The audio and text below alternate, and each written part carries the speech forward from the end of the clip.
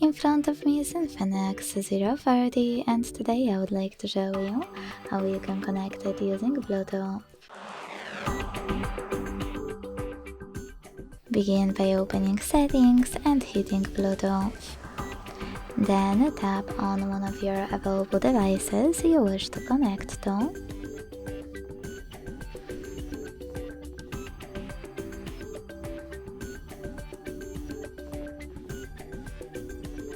And wait for the pop-up to show.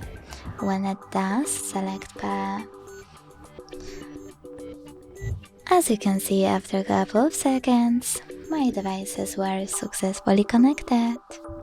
Thanks so much for watching. If you enjoyed this video, leave a like, comment and subscribe. Bye!